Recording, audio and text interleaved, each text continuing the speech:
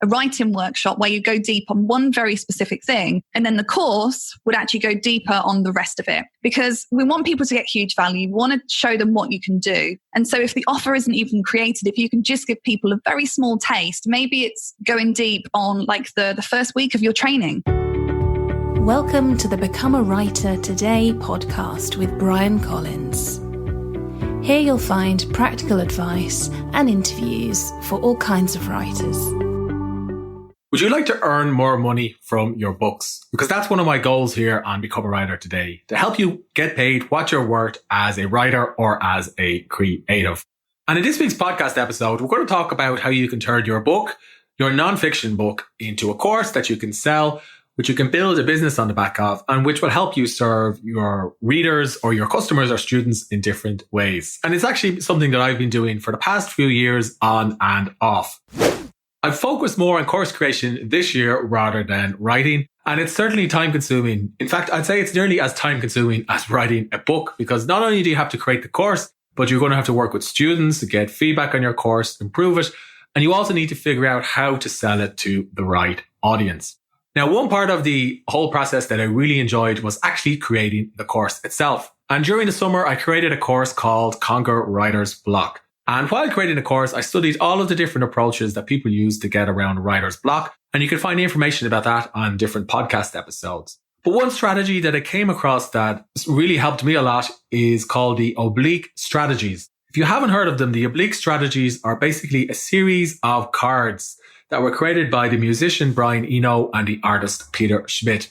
And what I do is I keep these cards on my desk, and when I'm facing a particular challenge, I'll just draw from the deck of the Oblique Strategies, and it'll give me a prompt like, don't break the silence, or remember those quiet evenings. The prompts are a little bit ambiguous, but it prompts me to consider what I'm writing in a different way and perhaps to rework it in a way that's not so cliched. The Oblique Strategies were originally created for artists and musicians, but I think they can help writers too. In fact, I've got so much benefit from the Oblique Strategies that I'm considering creating my own version of them, because I have a book of writing prompts, some of which I think would work quite well if they were created as cards. Now, to be honest, I don't know if I'll actually create this and sell it, but it's definitely something I'm going to get designed, at least for my own writing, and use at my desk. And some of the prompts that I've considered using are things like extract a journal entry, or draw on an entry from your commonplace book, or consider the last time you felt angry about something. Because I've got a library in my computer of all of these different prompts. And while they're useful, I sometimes forget to use them.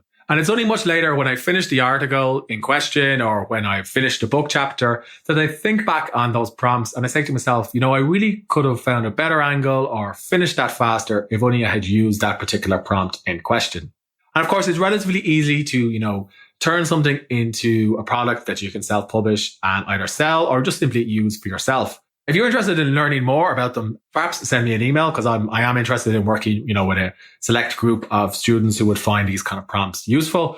But it's something that I'm definitely going to explore, and I'll probably talk about in future podcast episodes.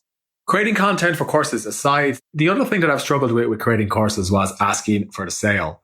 What do I mean asking for the sale? Well, it could be sending an email whereby you say to your students or your customers or readers that your course is open, or that your coaching package is ready. And if they'd like to take action, they can join now or subscribe, and so on. And it really took me, a year or two to get comfortable with asking for a sale. Even today, when I'm, launching a course or a book or a product, I always try to put content first. So if you don't have money as a writer to buy the course, you're still going to find value in the emails that I'm going to send, or in the videos or blog posts or even podcast episodes that I'm publishing.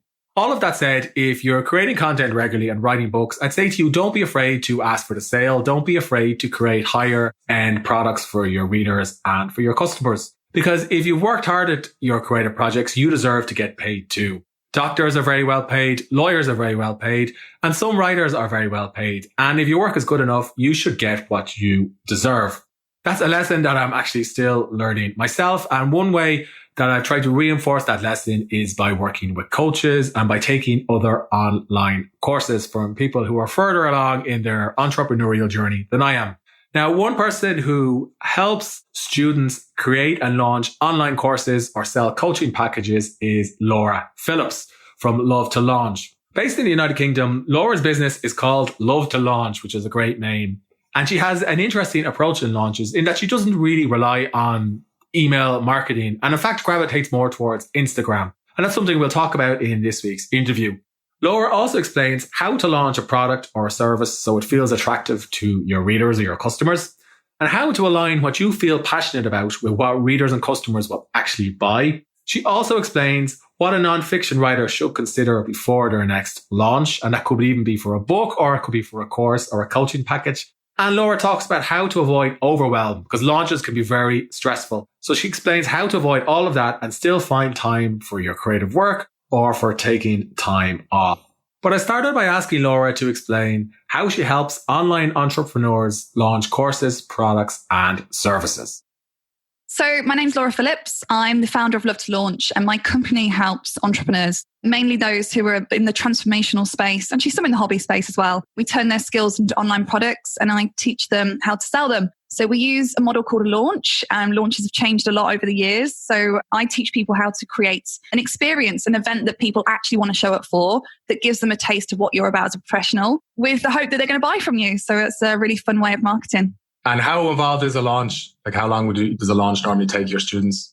So a launch is usually about 2 weeks. You have a week really for delivering content, for teaching what it is that you know, creating that experience, building that relationship, and then usually 5 days to close a sale. So that kind of cart open period is for you to basically share how awesome your product is. We try not to talk about it in the first week. It's really about delivering value, delivering that experience. Then when you move into the second week, it's all about sharing your amazing offer. So it's a really fun way for people to sell. People who hate selling can do it because really it's all about showing huge value in advance of asking for the sales. So generally they'll create some kind of online challenge or they'll create a series of workshops, but it's really about showcasing you and your expertise and showing that you can actually give them a result, because if people love the free stuff, they're going to love your paid product. What type of products or services are people launching, Laura? So typically launching courses, memberships, coaching programs, events. Generally speaking, they are online products, but we've got lots of people who are selling offline things as well. So we'll have clients who come on board and they're trying to fill their books with private clients for a series of 6 months. So more and more people are realizing like the power of launches, because it used to be that you would always be bringing leads into your business. And whilst that's good, if you're a solopreneur, it can also be quite time intensive, always bringing in new people, onboarding them, delivering your service. We've found it way more efficient and making more money by bringing in a group of customers at the same time and serving them and not always selling. So you mentioned that it's time intensive. So what would you say to somebody who's launching for the first time and is feeling a bit overwhelmed? I guess to enjoy the process. You know, when we think of a launch, people feel like it's a lot of work, but actually I know for sure that I would rather be working 1 or 2 times a year selling and get back to my zone of joy, which is coaching. I want to be coaching as much as I can. So kind of be prepared for that week of delivering some workshops and building those relationships. And you will enjoy it. It's not like a horrible, stressful environment. It's a fun place where you get to meet all these amazing new people.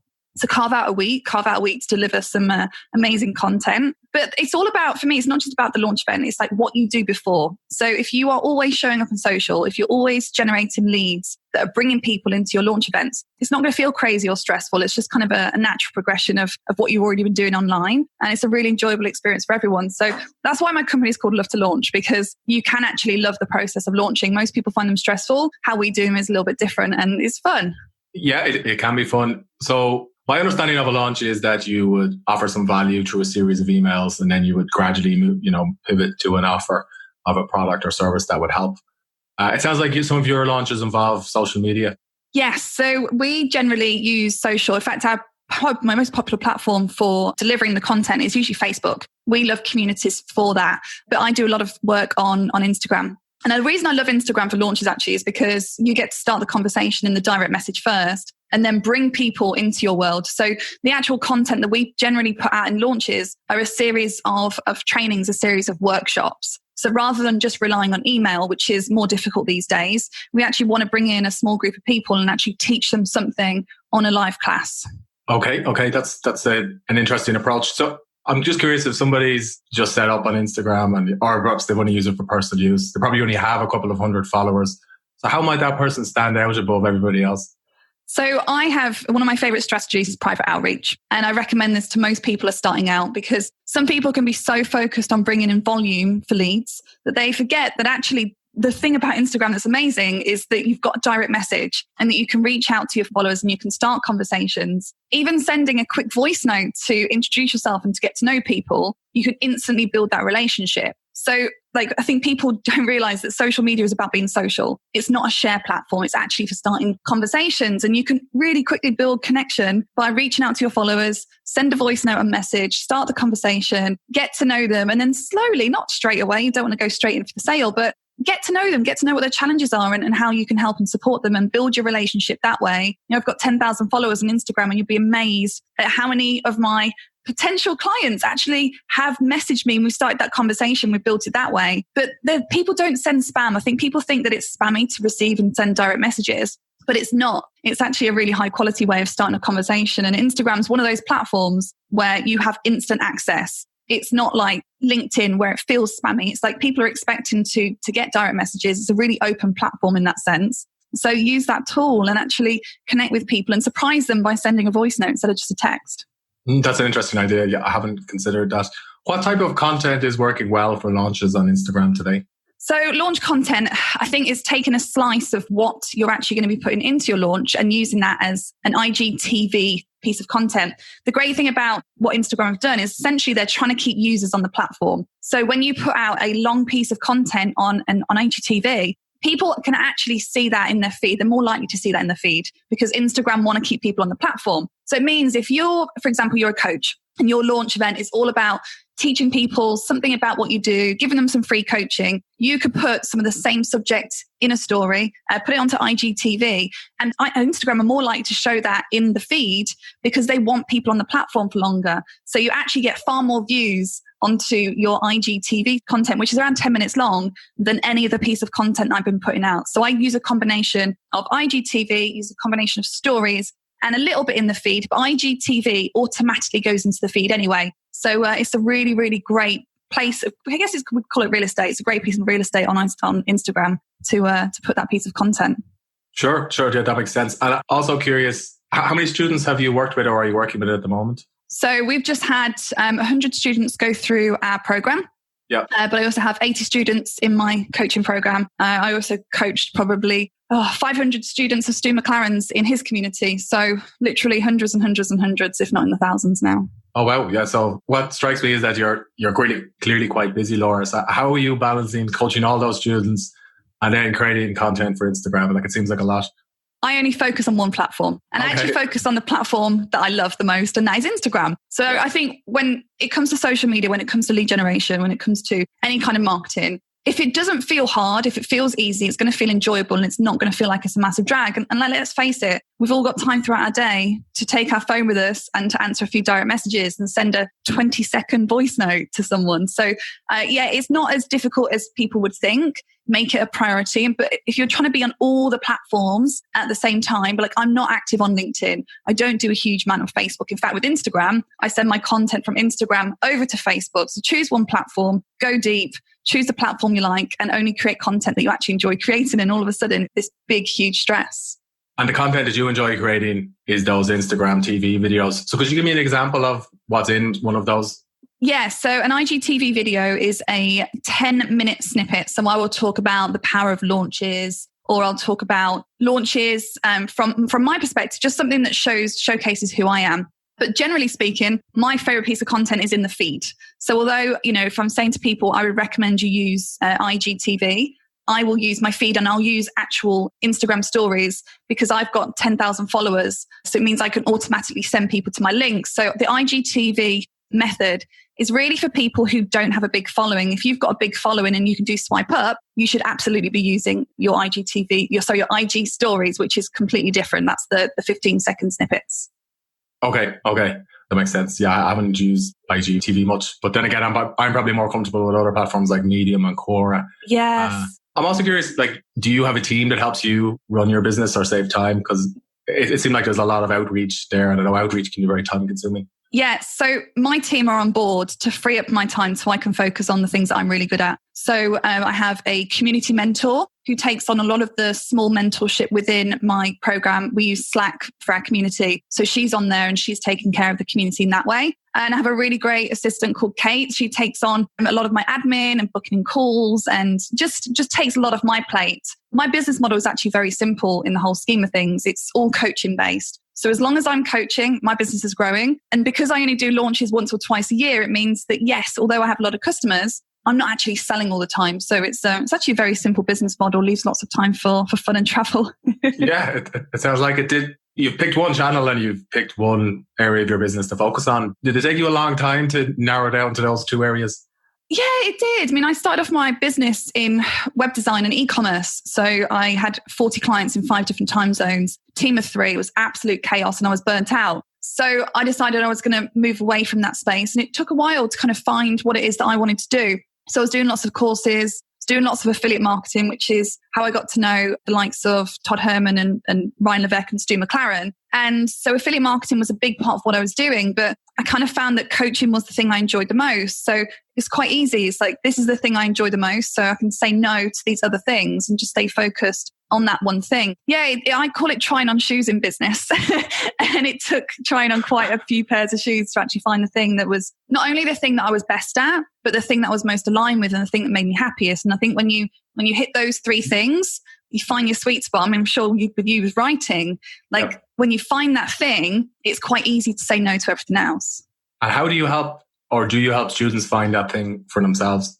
Generally speaking, people find me when they know what they want to do, but they haven't quite refined their offer yet. So it might be that they are a coach within the mindset space and they don't know whether they want to do a coaching program or a course or a workshop. Generally refine their offer a little bit, but I really encourage people to try out different offers with different launches and see not only what performs best in terms of sales, but see what they enjoy the most, because you've got to have both of those things to have an offer that's scalable. Okay. Speaking of offers that are scalable, so I remember my first launch, it did not go well. I spent a long time creating an offer and creating a course and perfecting the inside of the course, and then only a few people bought it. So that was pretty demoralizing, but I found out much later that's a pretty common experience. So what would you say to students who encounter a problem like that? We all have launch flops, right? We all have fails. I had once, and I share this story with a smile now, but I had 900 people once sign up for a webinar and no one bought. And it was the most humiliating, demoralizing, horrible situation. But actually, it taught me the most lessons. So I think there's no such thing as failure. It's only feedback. And the thing that I always encourage people is, if you can, sell it before you create it. And that's what I love. I love to teach that strategy with what we do, because then it means you're not spending 6 months creating a course. You're spending maybe 2 months building the audience ready to sell. And then you create the course as you go, which is actually what we did with Let's Launch Together over the summer. The course was created as we went, and we'd already brought in like 53 new students and 50 existing members. That would turn out to be like a 70K launch, and the product wasn't even created. So for me, like, if you can, sell first, create afterwards. Could you walk me through how somebody, let's say a writer, could sell it first and create later? Yeah. So I think the launch has to be very congruent with the offer. So what I would be looking to do is to bring people in, maybe into like a writing workshop where you go deep on one very specific thing. And then the course would actually go deeper on the rest of it, because we want people to get huge value. We want to show them what you can do. And so if the offer isn't even created, if you can just give people a very small taste, maybe it's going deep on like the first week of your training, because then if people have got that small result, they're far more likely to continue it. And then I would just create the content as you go, and also try and create it live if you can. I call this a beta launch. And so if you can create it as you go, but keep it very, very simple and just do it live for the first time, you then know you've got an offer that people want. You've got an offer that works, but also like being able to bring people into that experience with you, to be able to have them shape the product with you as you go throughout, and also be able to pivot. So if in week 3 you realize the content you planned needs to be completely different, you can pivot and you can change it, and you can just get people amazing results. And if you get people amazing results with that beta, you've then got an offer that can be then turned into maybe video content or some kind of like extended course. I like that. So when you say going deeper, are you sending the leads or the prospective students a link to a webinar page that they register for, or are you asking them to pay a small amount and then join a private webinar? Yeah, so you can do both ways. I actually recommend to start off with the free content first, but our students have seen huge success with when they've got an offer that's proven to work, when they've got a launch that works, then putting a small fee on, although you get smaller numbers, you get less tire kickers and freebie hunters. And so doing a paid launch later on down the line can actually double your conversion rates. So typically ours go from 8% to 20%, which is wild. So you get less numbers, but also it means you can deliver on a much better experience for people. So yeah, that works really, really well. But I wouldn't do it first time round. Do the free and then do the paid. Okay. So to return to the example of the writer we talked about, so they're going to pre-sell the course that they're going to create, and they've got students now registered for a free webinar, and they're going deep into the particular topic. So how do they go about preparing the content or creating the content for that webinar? So I always think you have to be very clear on the promise of your launch event. So rather than just doing one webinar, I would do a series. And I would do that, generally speaking, within a Facebook group or some kind of closed community. Like, you want people to sign up for this thing and to actually sign up for an event. Because the problem with webinars now is, 6-7 years ago, the show-up rate was like 60%, and now it's down to 25%, 30% if you're lucky. But events, like, people actually want to attend events. So treat it like an event and deliver a series of workshops. So maybe in workshop 1, you would go deeper on your story to create the expert positioning, to build authority, credibility. Workshop 2, I would teach them one small thing. So if you're a coach and you take people through like a 12-month program, or if you're a writer and you've got a course, like, teach them that first bit. Go deep on that. Because ultimately, if you go surface level on all of your methodology, people are only going to get like a surface level view of what it is that you do. Whereas if you choose one very small specific thing to teach, so maybe it's the first part of what you do, or maybe even it's the part of what you teach that people are always asking you questions about, the really, really juicy bit. Because if you go deep on that one thing, like, they're not going to get the result or the transformation that they want overall in that 1 week, but it is enough to then make them want to know more. And then your third workshop, I would then give them a taste of what the rest of your methodology is like. Because ultimately, if people go deep on that one thing and they get the bigger picture, they're far more likely to buy from you. And is a workshop an hour or half an hour, or how long would you do? So I try and have my students do 45 minutes, but in my last 2 launches, my workshops have gone on for 2 hours because I do them live and I just answer loads of questions and the time just goes. So I say aim for 30 to 45 minutes with a view that actually you're going to have so much fun and you get to answer so many questions. You might be there for an hour and 15. So yeah, just be prepared for that one. It always goes on a lot longer than what you think. So you'd have half an hour of content and then you're answering questions for the second Absolutely, half. Yeah. And at what point are you pivoting then towards the sale? So I actually don't talk about the offer until the next week. I always let people know at the beginning of the free content, I am going to be putting an offer out to you next week. But this week, you're here to focus on the free stuff. So I want you to get a result from this free stuff. And I feel like that level of transparency has really been missing in the marketing space, particularly in internet marketing. And people will just put the pitch at the end. So I try and flip things on its head in marketing. So I talk about it up front. Right now, we're here to do the free content. You're going to get an amazing result. And then next week, I'm going to talk about how you can go deeper. So I'll talk about it the week after. Okay. And what kind of feedback do you get from students who attend your webinars? They love it. They actually have a transformation. So people will say things like, this changed my whole perspective. I've had people tell me my free content has changed their life. And that's amazing, because I think when your focus is actually on creating a result with your free stuff, you naturally get the sales anyway. And so within the launch space, the industry standard is 1 to 2% conversion rate. Our students are seeing 8%. And on average.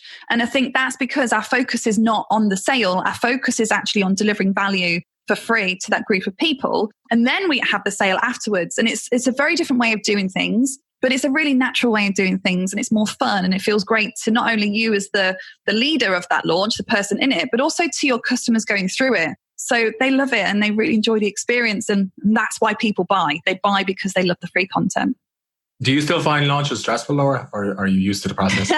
My company's called Love to Launch. So I actually do love launches. But I started to really love launches when I less focused on like all the little bits that needed to be done and just focused on showing up and teaching my thing and then putting the offer in a week after. It removes so much stress. Just focus on what you do best. And when you're in the transformation space, when you're in maybe in the hobby space and you've got a passion, if you focus on making your launch about that passion, no longer it feels stressful. It's just you showing up, doing your thing and teaching it to other people. And that's just so joyful. So no, I don't find them stressful. You have stressful moments, usually around live streams and tech, but just expect that and just kind of know what's going to happen. So, we know for sure when cart opens on day two of cart open, people are not going to be buying from you. You get like this natural lull. But because we know this, we tell our students to go and book themselves in for like a haircut or a spa day, or go and play golf or do something that they enjoy. So we know exactly the process of a launch and what parts are going to catch you out and where the stress is going to come and how to beat it. And sometimes it's simple things like that. But being in your zone of joy with the whole launch itself is where the fun comes from. Like, what's more enjoyable than talking about the thing you're most passionate about? And you're launching twice a year or more often? Yes, twice a year. So when you're first starting out, you're going to do more launches. You're going to do maybe 4 or 5 launches a year because you'll have a smaller audience and you'll need to bring in more customers to build that revenue. But now I just do 2 launches a year. So we did one in February. We did one in July, and then our next big one will be February again, and it will also be in July. So it's a really great way of building a business, because I know I've got those 2 times a year that my family are probably not going to see me for about 5 days because I'm delivering. But then the rest of the year, I've got all of this amazing freedom, and I guess just get to focus on coaching, and you bring in more customers. So you're naturally going to make more money as well. And when you launch twice a year, are you ever concerned that there will be like a spike in revenue and then the rest of the year is pretty flat? So I'm getting a cash flow here. Yeah, so I think a great aim to have is to actually build recurring revenue into your business. Then you don't have that, and your launches are just pure profit. Okay. And is that something you've built in over the years? Yeah. Yes. I have a membership called Launch and Thrive, which is a higher level coaching membership. So people pay £247 a month and they stay in that membership, but you only get in if you've done my course first. So retention is really strong. So having that base of recurring revenue just makes everything so much easier. So yes, I definitely encourage people to build in other revenue streams to remove that stress, because otherwise you get stuck on the launch roller coaster where you make loads of money and then it drops off. So yes, building that over time removes that issue. Just something else, you mentioned some of the people that you've worked with. Todd Herman actually took one of his courses a few years ago about the 90-day year. Yeah, it's a great course. Ryan Levesque, who's written a series of books about how to find out what your audience wants. And Stu McLaren. How did you build relationships with these people, and how helpful has that been for you? Oh my gosh, amazing. So Todd Herman was the first person I ever worked with in the online space. And I found him at a time in my business when I was super stressed. So I did his program, the 90-day year, became a private client. And it was actually through him that I was introduced to Ryan Levesque. And then I became one of Ryan Levesque's top affiliates promoting his program, the Ask Method. So affiliate marketing was definitely a way for me to become known in the industry. And I would find myself in these circles of mainly male marketers, actually, with 100K plus lists. And here I was, this British mum working from home with a list of 3,000, finding myself on the leaderboards in these big, huge JV contests with the likes of Michael Hyatt, John Lee Dumas, Ryan Levesque, Stu McLaren, Todd Herman, not only holding my own, but actually, competing with them. So I became known within the online space as they call me conversion queen, which is kind of funny. But for me, it's because I approach marketing a little bit differently. And so because of that, I've always done really well with affiliate marketing and became known, been invited to speak on their stages. So I spoke at Tribe Live this year, and I spoke at Ryan Levesque's Ask Live a couple of years ago. So, for me, it's all about relationships, isn't it? But affiliate marketing definitely gave me a platform, got me known, but known for the right reasons, which I think in the online space is definitely what you want. Yeah, I can imagine. And one final question, you strike me as quite organized. So I'm just curious, do you have an ideal early morning routine, or what makes for a good morning for you? So I no longer set an alarm, which is actually quite joyful. In fact, I had burnout. So for me, I want to start my morning when I'm ready. One of my favorite things, Michael Hyatt's Full Focus Planner, which is epic. I don't touch my emails first thing. I try and stay off social media, and I want to get done like my 3 top tasks for the day. So as soon as I've done some journaling, I try and do meditation, but it's one of the things that always slips when I'm busy. But I just want to make sure that my mornings are super focused on the most important activities in my business. So that's how I stay really, really organized. And are you working a full working week? I know you mentioned you have 2 busy periods in the year and you travel a bit. Yeah. I tend to. I don't work evenings and weekends unless I'm in launch mode. But because we have a launch model, I'm very focused on program delivery for maybe 12 weeks at a time. So that's a more intense period where I'll probably work some evenings coaching. But then I travel a lot. I've just got back from Canada. I probably go across the pond 6 times a year. So a lot of my time is spent traveling. So the rest of the time it's usually normal Monday to Friday, 9 to 5-ish, apart from when I'm delivering our programs. So Laura, where can people find you or more information about Love to Launch? So my website is lovetolaunch.com. And the best place is actually to find me on Instagram, which is Laura Phillips HQ with 2 L's. Okay. Well, it's great to talk to you today. You too, Brian. I hope you enjoyed this podcast episode. If you did, please leave a rating on the iTunes store. And if you want to accomplish more with your writing, please visit becomeawritertoday.com/join and I'll send you a free email course. Thanks for listening.